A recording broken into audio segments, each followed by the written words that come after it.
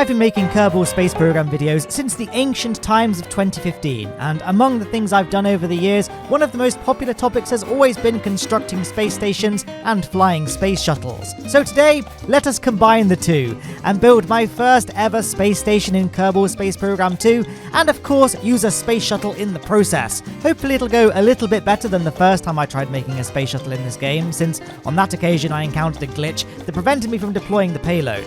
So I hit the vehicle assembly building, slapped this space shuttle together, and it's not really a recreation of either the Iran or the US shuttle, it's rather my own take on the craft, so don't go commenting saying that it's inaccurate, I'm absolved of sin here. Anyway, I'm going to keep the design of the first payload a little bit of a close-kept secret for now, and we can wheel this thing out and take it to the launch pad. So here we are on the launch pad, ready to go. Let's just check in on how the crew are doing. Oh my goodness, they've got an iPad with a copy of Star Trek Fleet Command, who incidentally have sponsored this video. Star Trek Fleet Command is available for free on iOS, Android and Windows. Download now using my link below or by scanning the QR code right there and join the fight and get ready to explore the final frontier. Star Trek Fleet Command is an epic mobile strategy game that lets you build out your own fleet, explore a vast universe, and engage in real-time battles with other players.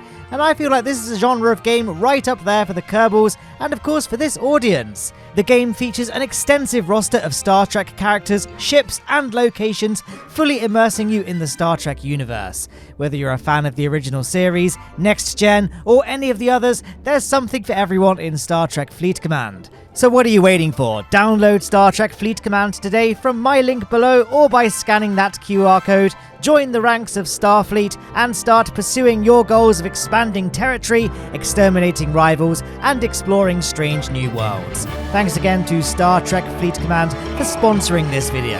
Now, let's launch this shuttle.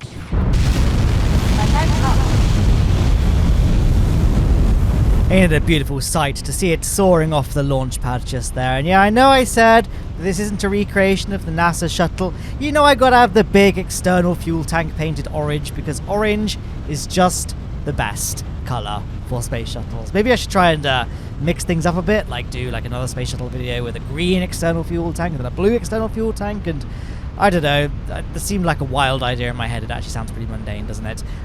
Speaking of mundane, this flight was fairly uneventful, thankfully. Sometimes space shuttles are quite difficult to steer in Kerbal Space Program 1 and 2 because of the fact that it's a very...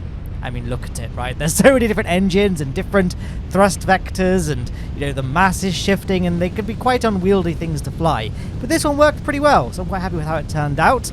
I was admittedly basically just staring at the nav ball. I wasn't looking at the screen at all. Should probably just clarify that when I say not looking at the screen, obviously I was looking at the screen, but only at the nav ball. None of the other stuff like the shuttle, or indeed the separation of the solid rocket boosters as they disappear just there. I used quite a lot of, I think it was like 20 separatrons, just to make sure that they definitely cleared the shuttle, and they cleared the shuttle quickly so that they wouldn't strike the underside of the shuttle's wings, and thankfully they didn't. Now at this point I had a bit of a weird, you might have noticed the audio seems to have cut out. The vector engine just went really, really quiet. It will return, but for a while it's going to be a pretty quiet flight. But I want to draw your attention to, see the underside of the shuttle? There's that weird sort of black square that keeps on popping in and out. That's my attempt at combating the rudimentary lifting physics of the Mark III size airplane parts in Kerbal Space Program. The space shuttle, if you were to recreate it perfectly, well, in real life, the space shuttle flies horribly. It was nicknamed the Flying Brick by pilots. Didn't fly very well at all. It flies even worse in Kerbal Space Program because the real shuttle, the actual, body of the craft, so not the wings, acted as a lifting body. So the cockpit and the underside of the craft, even though they're not wings, they still provided lift. In Kerbal Space Program 2, either the Mark III cockpit and parts provide no lift whatsoever, or they provide so little that they may as well not provide any lift whatsoever. So to sort of combat that and to sort of simulate what I think is kind of a more realistic take on lifting body physics, I added those wings to the underside of the front part of the space shuttle. Now here I had a bit of a problem where the fuel line wasn't behaving like I wanted it to. I've got a fuel line that connects the orange tank to the space shuttle, and my hope was that, because this is how fuel lines are supposed to work, right, the space shuttle would drain just the fuel from the orange tank before it started draining fuel from its own tanks. That hasn't happened. It's just been draining methalox from wherever, I guess. So I had to sort of manually transfer. Oh, I hear the engine sounds seem to have returned. That's good. I had to quickly just manually pump some fuel across until I was satisfied that we've got enough now in the shuttle that we don't need the remainder of the fuel inside that external fuel tank. And yeah, now we're going to go ahead and switch to our monopropellant engines. Some dedicated players have built space shuttles that use monopropellant engines for on-orbit activities, and indeed our circularization around Kerbin burn. But the monopropellant engines in Kerbal Space Program 2, they suck. It's just the puff engine, and it's really weak, and it's annoying, and it's much easier, and I think more realistic in terms of a thrust-to-weight ratio kind of situation, to just use the Terrier engines and just pretend that these are being powered by monopropellant rather than, Methalox. Methalox isn't even the fuel used by the real space shuttle, though, so it's impossible to recreate realistically a situation regardless. So I won't lose any sleep over this. Again, though, this is not a recreation. I'm just saying that was one thing. In case someone says, "Oh, but the monopropellant," well, there you are. It's not really a recreation. I mean, I've never been that great at recreating vehicles. I've never claimed to be good at recreating vehicles either. So I just try and absolve myself by not recreating stuff. I feel like I've had my moments, right? I'm very proud of my Gemini and Mercury Redstone and Mercury Atlas recreations I did in my Space Race Speedrun series. And I think I did a pretty good N1 back in the day. But yeah, haven't really experimented with recreating stuff much in Kerbal Space Program 2. But here we are. Are we going to open up those cargo bay doors? No, we're going to circularize. I'm getting ahead of myself, aren't I? It's hard for me to look at the screen and also keep things relevant and punchy and on point. But there we are. Now we have circularized. We can start thinking about deploying our payload. Now, I've actually secured the payload to the inside of the space shuttle via a decoupler because I've always found docking ports to be a little bit glitchy. So I thought we'll use a decoupler instead. And you can see how well that went. And to be clear, that was a decoupler, not a stack separator. So it should have remained attached to the space shuttle. Instead, it just drifted away, and then I paused and unpaused the game, and it destroyed one of my RCS wheels. My favorite RCS wheel, darn it. That belonged to my grandmother, that RCS wheel. That decoupler took it away. But the decoupler also destroyed itself. So I guess justice was somewhat served. I don't know what any of that was. But there we are. We have deployed the first payload. And it was only then that I noticed that we had a stowaway on board. Tim C. Kerman was on board the payload. Yeah, I raised this in my last KSP video. In fact, actually, I think it was 2 KSP videos ago when I went to... Where did I just go? Moho. We had a stowaway. When I revert a flight... the game often adds another Kerbal to a previously empty command pod, and in this case it added Tim C. Kerman to the space station module that we just deployed, so that was a shame. I was planning on bringing all the crew up at once on the final launch, but I guess we've got Tim C. Kerman's going to be there to just sort of oversee the operation, I suppose. Now came probably the trickiest part of this entire mission, and that was gliding the space shuttle back to the Kerbal Space Center's runway. Space shuttles, like I say, they don't fly particularly well, and I've never really been that great at making stable space shuttles. I always find they either want to just stall or nosedive, and this was really no exception. Now granted, I did end up going into a stall because I did a horrible job flying this craft, but still, I just want to warn you that we do have to recover from quite an epic stall right above the Kerbal Space Center's runway. But do I manage to land in one piece? I'm not going to spoil the surprise, but you're going to have to just wait and see. Hopefully it goes better than my last space shuttle mission, in which the wings just fell off and everybody died. Although that was only a test flight, and I think the final flight did go well. I mean, there were multiple explosions because the payload wouldn't deploy, but then the shuttle did, in fact, end up landing okay, so it's kind of a 50-50-50, I suppose. Maybe a 33-33-33, because it was only a third. Whatever. I'm just rambling now, aren't I? I mean, when am I not? But regardless, I had a bit of an issue with the design of this craft, because ideally I didn't actually want to have any wings at the front, because having the wings at the front with the control surface active means that the center of lift is in front of the center of mass, which is the biggest cardinal sin when trying to make stable aircraft. But if I don't have the control surface active on those front wings, the space shuttle will just nosedive into the ground. It just can't pitch up. That was where my contention came, when I was like, really, it should, because, you know, this lifting body physics should be applying and all that. So I've kind of got the parts manager open, and I've got the pitch control activate and deactivate slight button thing on the screen there, and when it comes to actually doing the landing, I'll need to just activate that. So I've got some pitch control at the front of the craft so I don't nosedive. As you can see, I was rather spectacularly about to overshoot the Kerbal Space Center, so I rapidly started just spamming all the controls, ended up inducing a stall, and it took a while to recover from the stall, actually. And then I had a problem where the controls actually inverted, but the invert controls switch isn't toggled, so I'm not sure. So for me, W was pitch up and S was pitch down. I'm not quite sure why that was. I had to do a stealth. You might have seen, comment if you saw it. There was a stealth quick load just there, because I kept on smashing into the ground. I'm like, why is this happening? And then I suddenly realized, oh, my controls seem to have inverted. So I wasn't quite sure why that was. But yeah, so in case maybe this happened to you and you know what triggered that, you can let me know, but not quite sure what happened there. Now, we are now just over 10 minutes into this video. We've only deployed one module, and I didn't want this video to be too long. It's already like half an hour, isn't it? I don't really like making super duper long videos. So for the rest of the payloads, we're just going to launch them on conventional rockets, because I don't want to waste you guys' time. You've seen a space shuttle launch, and my most viewed video ever on this channel, as of me recording this commentary, so the 8th of April 2023, was building a space station, and only the first launch featured the space shuttle. So I'm just doing an homage to that video, really. I'm probably going to create an edit for this video, like to music, to make it like a literal shot-for-shot remake of that video that really helped propel my channel. That was one of my first big successes. And I guess it is still my biggest success, because it's still my most viewed video. But I was like, got me from like 18,000 subscribers to like 25,000 subscribers, like really, really quickly. So yeah, here we are, by the way, launching the next rocket.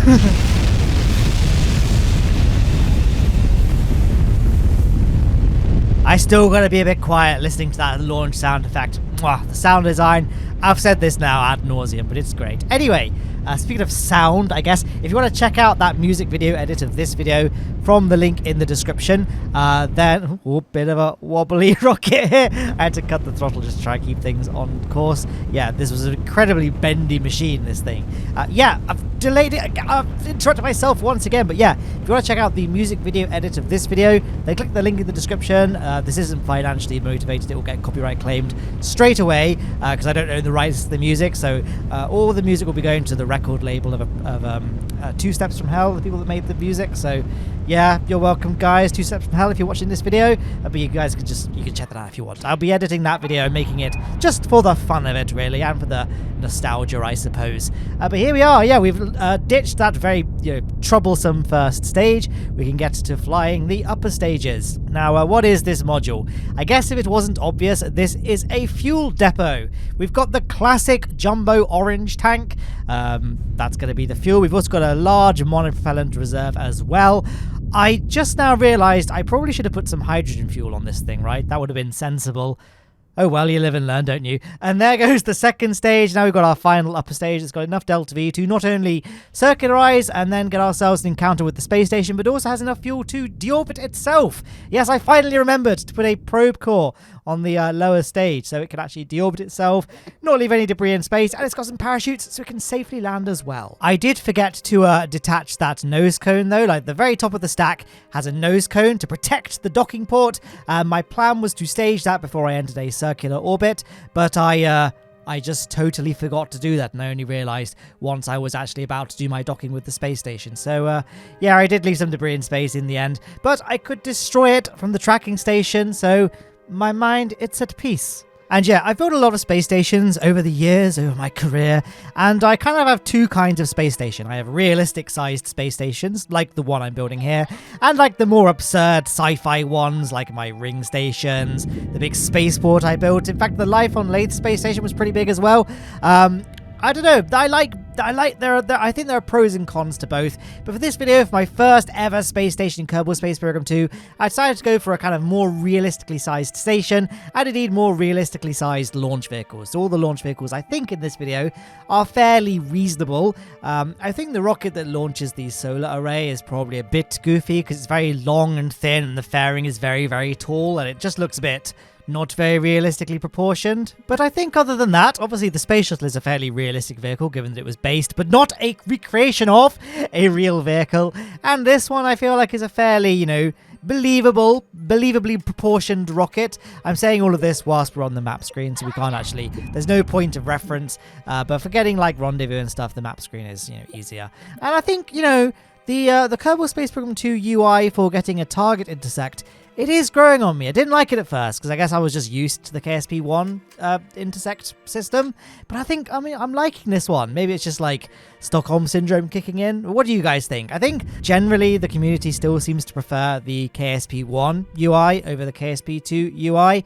I don't know how much of that is related to the parts manager, and you can't just right-click stuff anymore, because I know for me, that's my single biggest contention with Kerbal Space Program 2, is when you're building a craft, you can't just right-click something like a cargo bay to quickly open it. You got to right-click it and find it in the parts manager, and, when you're flying, you got to just use the parts manager rather than just instinctively right-click whatever it is you want to, do something with. And if you accidentally right-click a part, there's then that agonizing, 3-4 seconds where the game just freezes whilst Parts Manager thinks about appearing. There are some things about Parts Manager that I do like though, so I think it would be nice if we had maybe the option to have both, just a Parts Manager and the right-click context menus. That would be my happiest balance, I think. I'm going to just artificially boost up the brightness now for this bit because I could barely see what was happening, and I can still barely see what's happening now. So I'm adding a brightness filter for you guys so you can sort of somewhat see a bit more clearly what's happening.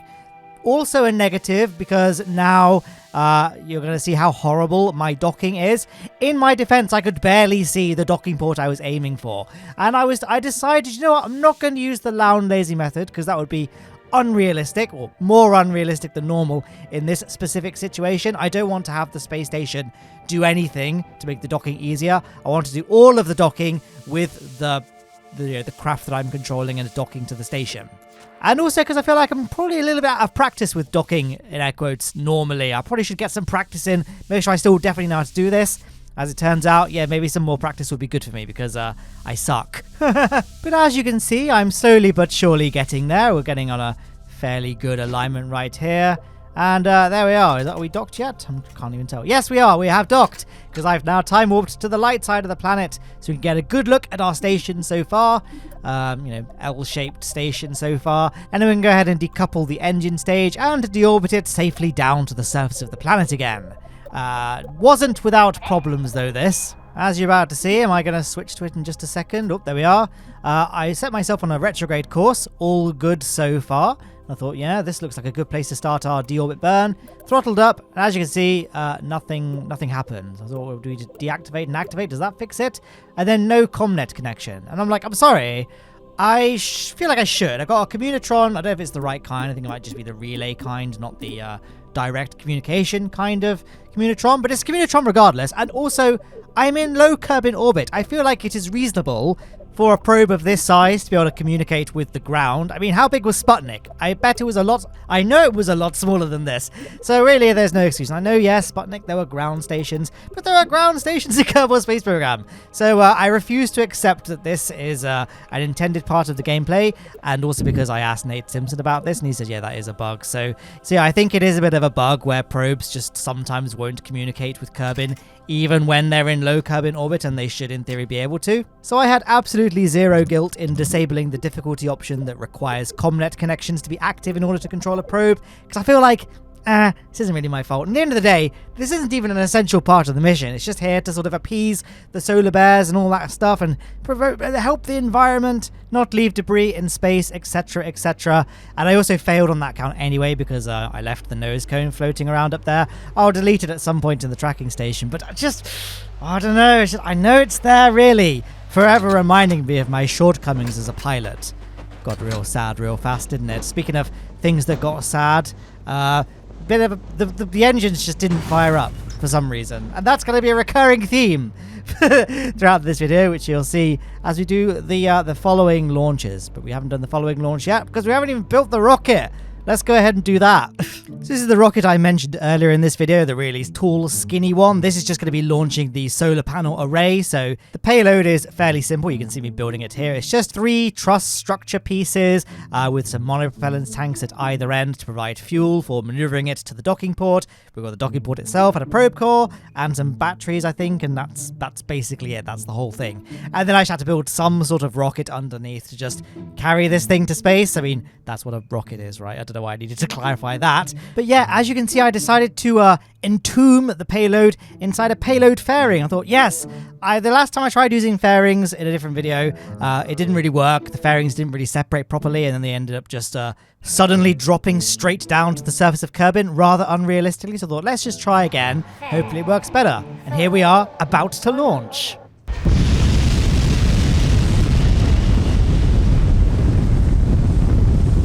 Alright, so I know I did say that this rocket was going to be very tall and skinny. I guess it's not really. I think I was just thinking along the lines of, I suppose it is quite tall and skinny, but I probably should have highlighted more that it's just got a comically long fairing. Because the rocket itself doesn't... Oh, it's not very aerodynamically stable either, despite those 4 tail fins. Yeah. We've got a big tall payload fairing because the payload is very tall, but it's not very light, so we don't actually need that much rocket underneath the payload fairing to carry this thing to space. So we ended up with this rather silly looking thing. I mean, in real life, you know, in KSP1, because we've got the robotic parts, we could just have the truss extend itself, or I guess in real life the ISS trusses weren't just launched as one single piece. They were launched in several components, but I didn't want this video to be going on like too long, right? I could have done loads of different launches for the solar trusses and assemble them all, but I couldn't be bothered to deal with the glitchiness of the KSP2 docking port, and also I couldn't be bothered, and also that would just make the video really, really long. So I decided to just make a silly, unrealistic rocket, because isn't that the point of Kerbal Space Program? And also save everybody's time and just launch it as one singular piece. But I got a pretty good oh, yeah. So the payload fairing sort of did separate itself away from the rocket, but then it didn't do so in a very realistic manner. I then had another bit of an issue, which you're about to see in a second when I cut to the map screen. My orbital line has disappeared, which I thought was patched out with KSP patch number 1, but I guess it wasn't. So I had to, go ahead and edit my save file to set the vessel's state to be in orbit rather than landed, and that fixed the issue. Speaking of patches, by the way, KSP patch number 2 has come out for you guys, I think, in theory. I'm pretty sure the release date is on the 12th of April. I hope that's right now. I'm just going to quickly open Twitter and check. Okay, I just checked, and yes, the KSP Twitter is still saying the 12th of April, so if I'm wrong, it isn't my fault. I actually checked this time. Anyway, the reason I'm even bringing that up is because, as I mentioned earlier, I'm recording this commentary on the 8th of April, which is before the 12th of April, I think you'll find. So I haven't got patch number 2. So there may be glitches and stuff that happen in this video, like the fairings, or kind of the probe cores not being able to communicate despite being in low Kerbin orbit, that might have been patched out with patch number 2. I don't know, but I'm just adding this disclaimer here just in case it all has been and you guys are like, why is this happening to Matt when the patch has fixed all of this? Well, now you know. Making this disclaimer 23 minutes into a 30-minute video, so really probably should have mentioned that a bit sooner. Tell you what I should have mentioned sooner as well. If you are enjoying the video, guys, so far, like enjoying things like the brightness enhancement effect that I've once again implemented so you guys can see what's happening, and make sure you leave a little like down below. It really helps me stay above water, the whole YouTube algorithm thing. And yeah, if you're not subscribed, then subscribe if you like this. If you hate this, also subscribe, because that really helps my numbers and my own ego. There you are, just go get those little things out of the way. I'm really just trying to distract you guys from the once again horrible attempt at docking that I'm doing, though I think it is going a bit better than the first docking I did. Really, what I should have done was try to set up my target intercepts to be on the light side of the planet, so I don't have to add the brightness effect, and it just makes it nicer. Like, it's still not great for you guys. Like, although you can sort of see a bit better than I could, it's a very washed out image and not that great. So for the next launch, I promise I will be doing it on the light side of the planet. I learned my lesson after this one. But that launch is coming up very soon, because as you can see, wait for it. Oh, Nearly there. There we are. We have docked. And that we are now going to time warp to the light side of the planet so I can disable that brightness filter. And as you can see, it's starting to look like a space station. It's still quite small, but there is something so satisfying about assembling something in low Kerbal orbit and just seeing it grow with each successive dock. I don't know, it's just always one of the things I find really fun in this game. I tend to find simpler missions to be more enjoyable than more complex ones, and that's not just because more complex missions are more prone to things like glitches and Kraken attacks, but also, I don't know, it's just more relaxing. I'm going to think too much, and it's just nice just to see things materialize in front of you. When it's like a really big craft and a really big station, it's more frustrating and boring more than anything, because obviously I speed the footage up for you guys. You don't get to watch this in real time like I do. So yeah, and I have to watch the footage back a lot when I edit it all together and I do the commentary, and I often need to then re-listen to the commentary. So I end up watching the content in my videos like upwards of 5 times before it's even on YouTube. So I end up getting a bit bored with the more with the more edit-heavy missions, I guess. Here we are, firing up those engines. I was like, yep, they definitely work. Let's throttle up. And they didn't. Did you guys see? You can rewind if you didn't. Just press J on your keyboard to rewind 10 seconds, or just double tap to the left of your mobile. Yeah, I throttled up to 100 and nothing happened. But I mean, I guess we still got the fuel tank, despite, the engines probably represent the most significant cost investment. Whatever. There's no, money system in KSP2, so it's fine. And here we are, by the way, I'm just showing you guys the deployment of those solar arrays. I probably should have spaced them out a little bit more, but, whatever, it was fine. Now we're going to build the biggest module of the space station, and that is the, well, it's just another crew module, because those are the only modules we have in KSP2. But imagine, if you will, this is some sort of laboratory, or... That's it. What other rooms do you have on a space station? This is the bar and swimming pool. There's a snooker table in there somehow, and that's what's on this module. This is the part of the video where I start to flag a little bit in terms of doing the commentary, because what launch are we on now? This is like the 1, 2, 3, 4. Yeah, this is the 4th launch, and there's only so many times I can say this is the payload that we're building here. This is the rocket, and then we're gonna just go ahead and finish doing the rocket and add some paint, and then we can go ahead and crossfade over to the launch, and here we go.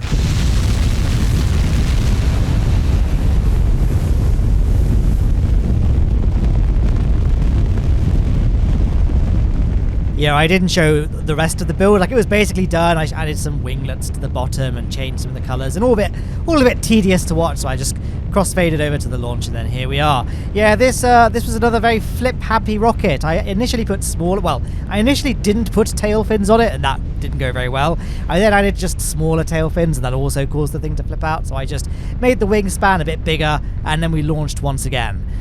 Because I had to revert this twice, it ended up doing that glitch where the launch button stopped working. When you press, this must have happened to you, maybe, possibly, when you press the launch button in the VAB and then literally nothing happens. I had to restart the game twice in order for that button to become responsive. So I was toying with the idea of doing another module after this launch. I was like, I think the game is telling me that this save is nearly dead. So let's just call it a day.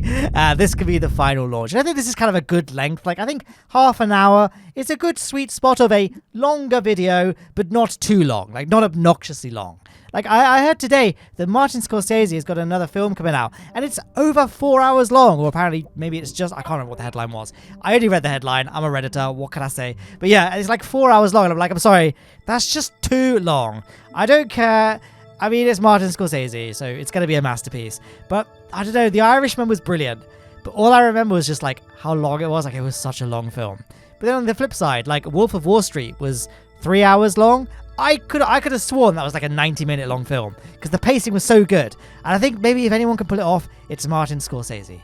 So yeah, that was a really weird tangent. This channel is not Martin Scorsese, so videos longer than half an hour, I feel probably are going to start dragging on a bit too much. Obviously, there are some missions that do warrant longer run times. For example, Joule 5 missions, or very complex things like multiple launched colony ships that have to do a massive voyage and don't just remain in low Kerbal orbit, like a space station designed for low Kerbal orbit would, like the one in this video. Now, in terms of a final epic flight to wrap this video up, it's a bit of an anticlimax, this one, because again, it's largely just done in the map screen because that's the easiest place to do a flight like this. Although I deliberately delayed, I could have got an intercept much sooner, but I deliberately decided to take a bit longer to reach the space station such that we would be approaching it on the daylight side of Kerbin so that I could see everything and you could see everything. The video would be better, be more enjoyable for me as an epic gamer filming things. Just good times all round. So yeah, that's why I'm just trying to sort of postpone our closest intercept to be on the other side of the planet. And throughout that entire ramble, you can see that I'm basically there. One thing that did postpone our intercept that was not planned, you may have seen it kind of, I don't know, maybe like a minute in the past. I accidentally clicked on the throttle gauge, and I was meant to click on my, velocity, the yellow velocity button, to change it to be relative to target, which meant that I accidentally throttled up, and I messed up my intercept, and I tried to fix it, but I ended up with a worse intercept than what I had before. So in case you're wondering, hey, why did Matt do that? Because now everything's a bit worse. Matt didn't mean to do that. I'm just an idiot, and I clicked the wrong thing. But it was all fine. As you can see, we've got way too much Delta V. I did consider going back to the vehicle assembly building and removing some of the fuel from our, from the rocket so that we don't end up with literally over 1 kilometer of Delta V remaining, because that's inefficient. But I was aware, like I said earlier, that the game was starting to crumble a little bit. I make a new campaign save for every mission I do in KSP2 for videos. And I was thinking maybe this campaign is starting to reach the end of its natural life. It's going to go supernova very soon. So let's just go ahead and stick with this rocket and accept that it's very overbuilt. And when Matt's doing the commentary, because I refer to myself in the third person, by the way, like Caesar.